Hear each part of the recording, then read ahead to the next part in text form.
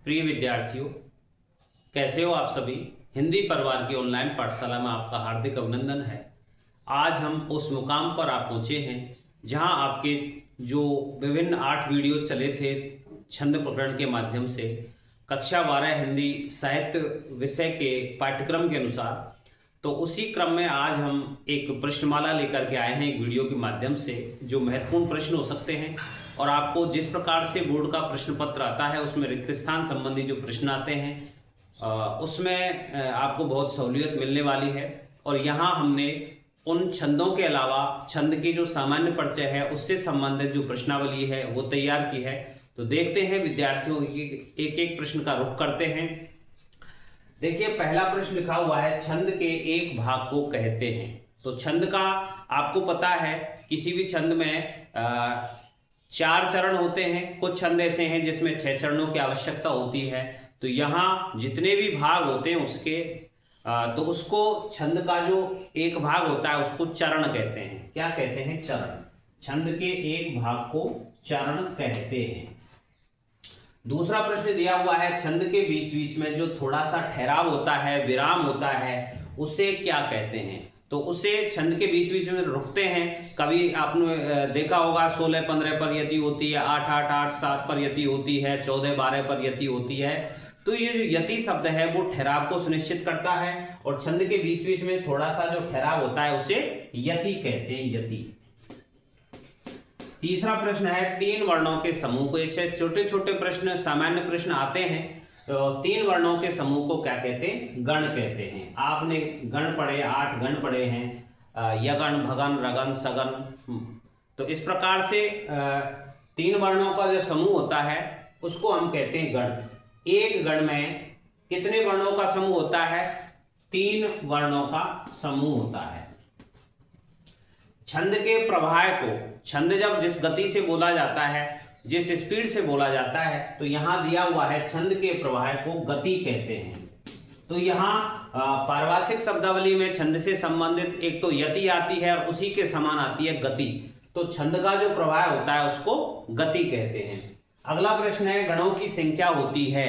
हमने उस सूत्र के माध्यम से देखा था कि ये माता राजभान सलगा, तो उसमें हम 3-3 वर्णों से गण बनाए थे। उन बनने वाले गणों की संख्या थी 8। तो यहाँ गणों की संख्या 8 होती है।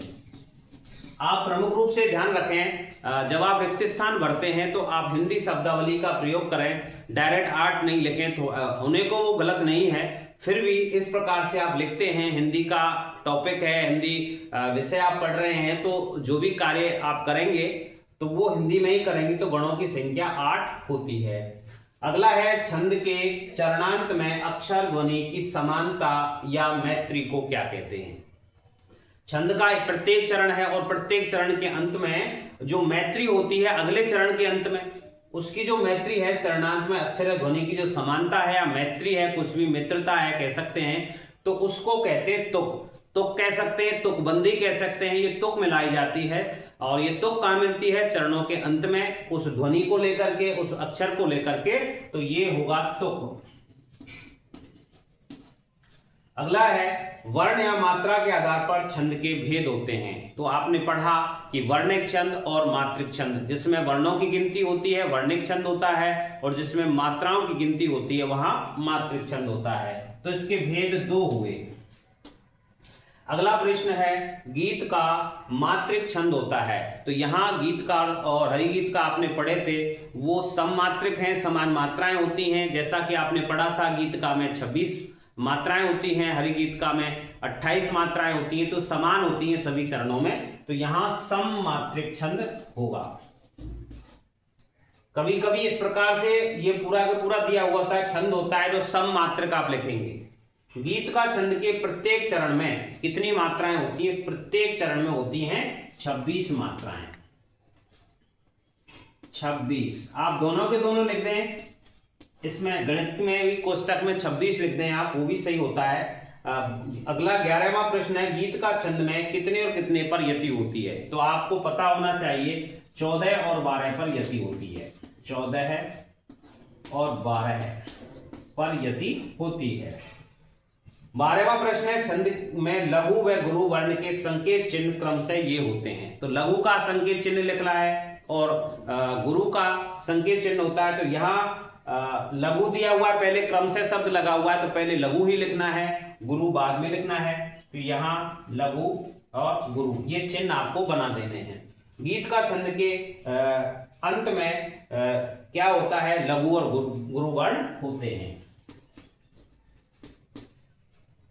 लघु एक लघु होता है और उससे अंत में गुरु होता है। 14वां प्रश्न देखते हैं विद्यार्थियों, हरि गीत का छंद में कितनी कितनी मात्राओं पर यति होती है। तो हरि गीत का जो छंद होता है वो गीत का में 2 वर्ण जोड़ देने से और वो हरि गीत का बन जाता है। तो जहां गीत का में 14 और 12 पर यति थी, यहाँ 16 और 12 पर यति होगी। 16 और 12 पर यति होगी।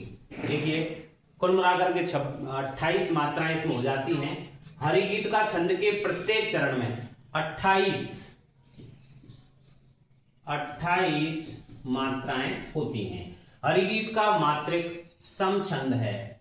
हरि गीत का मात्रिक सम छंद है, यानी कि सममात्रिक छंद है। जिस प्रकार से गीत का सममात्रिक छंद है उसी प्रकार से हरि गीत का भी सममात्रिक छंद है।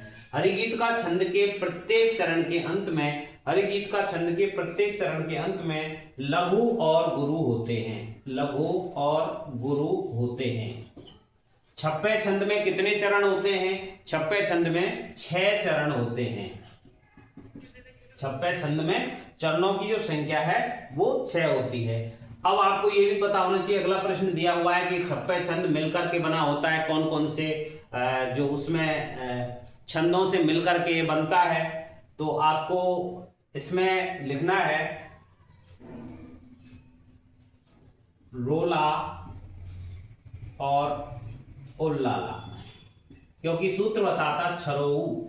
जैसे इसमें सूत्र पढ़ा था हमने छरोऊ, ये सूत्र देखा था, इसके आधार पर हम ध्यान रख सकते हैं कि छप्पे छंद में रोला और उल्लाला छंदों के मिश्रण से ये छप्पे बनता है। अगला प्रश्न दिया हुआ है इसमें, छप्पे छंद की प्रथम 4 पंक्तियां किस छंद की और अंतिम 2 पंक्तियां। तो यहां पर आएगा इधर रोला है, प्रथम 4 पंक्तियों में 2 पंक्तियों में है उल्लाला। ये इस प्रकार से होता है। कुंडलिया छंद में कितने चरण होते हैं? तो इसमें भी 6 चरण पाए जाते हैं। कुंडलिया छंद के प्रथम 2 पाद किस छंद के और अंतिम 4 पाद किस छंद के होते हैं? तो यहां दोहा और रोला से मिल करके ये कुंडलिया छंद बनता है, क्योंकि हमने सूत्र देखा था कदर के हिसाब से, कैसे कुंडलिया, दैसे दोहा, रैसे रोला। इस प्रकार से ये दोहा रोला के मेल से बनता है। प्रथम 2 पद दोहा के होते हैं और 4 पद रोला के होते हैं। 23वां प्रश्न है, कुंडलिया छंद के प्रत्येक चरण में कितनी मात्राएं होती हैं? तो कुंडलिया छंद के प्रत्येक चरण में 24 मात्राएं होती हैं। कुंडलिया, छप्पे कुंडलिया कैसा मात्रिक छंद है? छप्पे कुंडलिया विषम मात्रिक छंद है। अलग अलग आ जाते हैं इसमें, इसलिए विषम मात्रिक, यानी कि 2 वर्णों का है, 2 छंदों से मिलकर के बना है, विषम मात्रिक छंद है। द्रुत विलंबित छंद में कितने चरण होते हैं? तो अगला है, द्रुत विलंबित छंद में 4 चरण होते हैं। द्रुत विलंब छंद के प्रत्येक चरण में कितने वर्ण होते हैं? आपने वंशस्थ और द्रुत विलंबित छंद पढ़े थे, वहां जो वर्णों की संख्या है, वर्णिक छंद है, तो यहां पर 12 वर्ण होते हैं। दोनों ही में 12 होते हैं, वंशस्थ में भी और इधर द्रुत विलंबित में भी 12 वर्णों का स्थिति बनती है। यहां विद्यार्थियों अगला प्रश्न आता है, द्रुत विलंबित छंद है, तो ये कैसा है? वर्णिक छंद है। आपके पाठ्यक्रम में 4 मात्रिक छंद दिए हुए हैं और 4 वर्णिक छंद दिए हुए हैं। तो द्रुत विलंबित और वंशस्थ दोनों ही कैसे हैं? वर्णिक छंद है। द्रुत विलंबित छंद में गणों का क्रम क्या रहता है? आपने सूत्र पढ़ा था नव भर, संस्कृत में होता है द्रुत विलंबित माय नभो भरो। तो नव भर यानी कि नगन, भगन, भगन और रगन, इस प्रकार से ये होता है।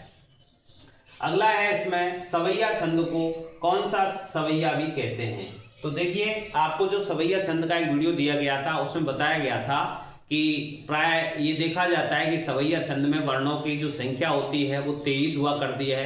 एक ये भी पढ़ा था कि 22 से 26 तक इसमें वर्ण होते हैं, लेकिन प्रमुख रूप से जो मालती सवैया है उसको हम सवैया छंद कहते हैं। ये भेद है, लेकिन मालती सवैया को हम प्रमुख रूप से सवैया छंद के रूप में ही इंगित करते हैं। कवित्त एक वर्णिक छंद है, इसमें वर्णों की गिनती की जाती है। सवैया छंद के प्रत्येक चरण में, सवैया छंद के प्रत्येक चरण में कितने, सवैया छंद के प्रत्येक चरण में 23 वर्ण होते हैं, ये आपको ध्यान रखना है। मालती सवैया के आधार पर ये निर्धारण करना है। प्रमुख रूप से ऐसा ही पूछ लिया जाता है कि सवैया छंद में आप उस समय भ्रमित ना हो कि वहां तो 22 से 26 तक बताए थे, 23 क्यों है। तो इसका कारण यह है कि मालती सवैया को एक प्रमुख रूप से सवैया का ही पूर्ण रूप मान लिया जाता है, इसलिए यहाँ पर 23 वर्ण गिने जाएंगे।